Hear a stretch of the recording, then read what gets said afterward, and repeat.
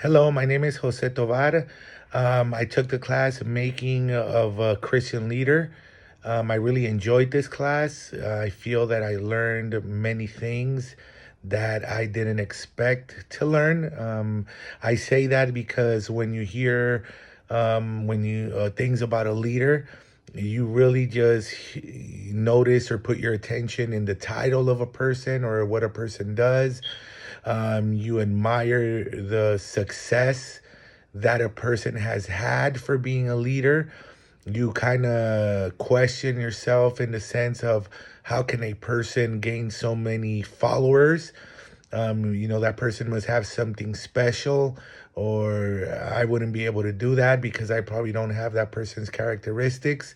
So, this was a very good learning experience for me.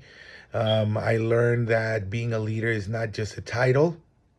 I know that being a leader, there comes obstacles, challenges, in some sense, suffering. Other than that, stoppage of growth. But really, the message in that is how you're going to overcome that. I learned that it's great to have, great successes, that you've accomplished goals, that you made your dreams come true, that you've made many great relationships during the way, and that everyone's been good and everything's been nice and sweet during your journey. But I've learned by taking this class that your real success comes from mistakes. Your real success comes from failures. Your real success comes from people that you thought that were going to be with you, but at the long run or at the end of the day, they left you, but you found a way on how to make everything happen. It's a great evaluation for my life where I want to serve God and I want to be a great Christian leader, not just for a congregation, but for men and women and children and the youth, but most of all, my community. And this is a great class that will give you a push to find your way and yourself to becoming that great leader. It was very good to learn, how to model, towards others. You're not perfect, but I think if they see your drive, if they see your passion, if they see how much you love God and how much you love a congregation and how much you love the gospel or a ministry to grow, I think that people will follow by the way you are a role model to them, in the sense of how your reaction will be when you're going through a challenge. If you stop and you mope or you're disappointment and you're disappointed or cry, I think people will not want to have that model in their lives. I think they'll want someone who's gonna fight, who's not gonna stop, who will know how to overcome obstacles and challenges.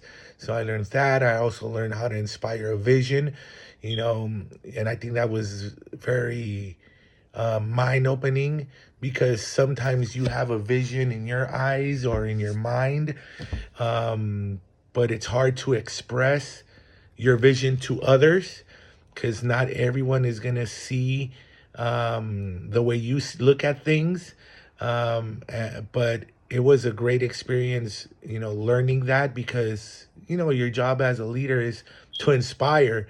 Why is this the vision? How was I moved? And what is the result of this vision that we want to see at the end of the day? With this vision, who are we going to try to reach? With this vision, who are we going to try to put this message so they can believe? And we have to influence this vision so it can become a reality. So, just to envision growth, just to envision, changes of lives and transformation is a great aspect.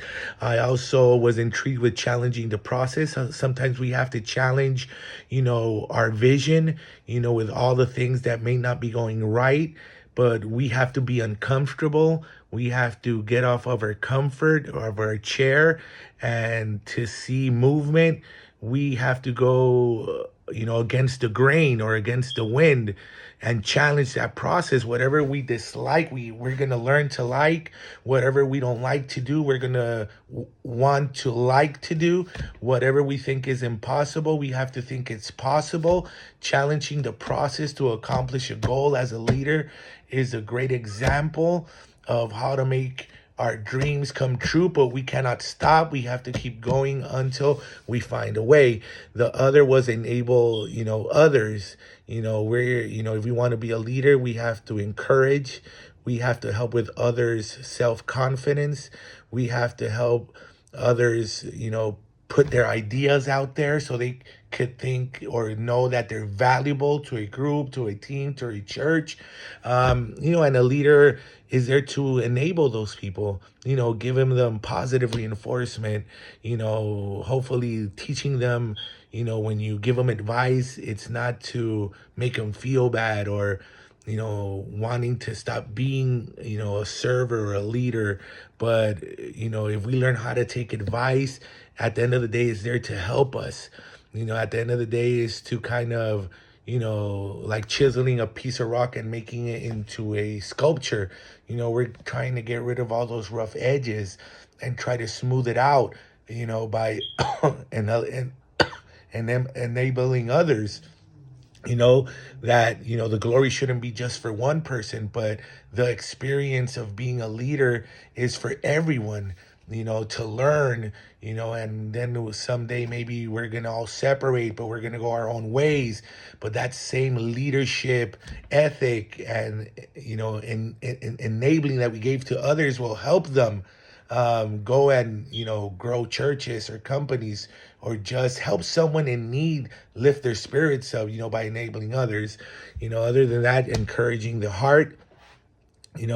Sometimes people don't understand the difficulty of a leader, that with problems or with family issues or with anything that might not be going the way they want to, they still have a responsibility to lead, and, encouraging the heart, praying. I see it that way when I'm a Christian and I want to be a leader of the church, praying, giving words of wisdom, the scripture.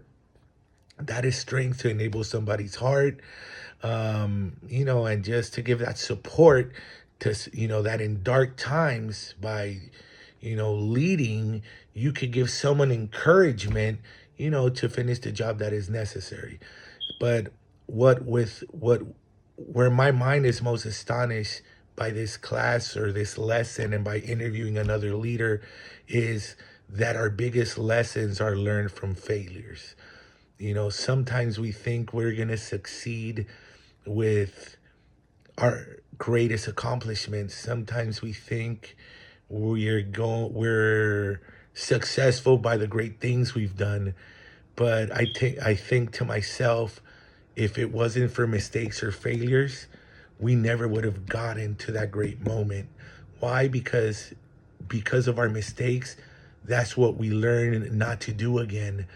Because of our failures, when we were down because of those failures, we found a way to lift ourselves up and model and inspire a vision and challenge a process and encourage others and enable hearts within that failure. We were able to overcome that challenge.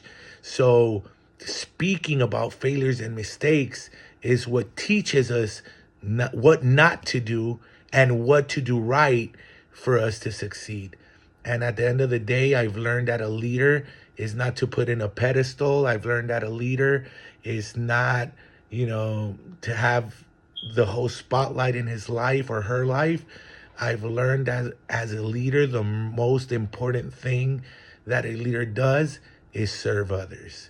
So that is my experience with this class.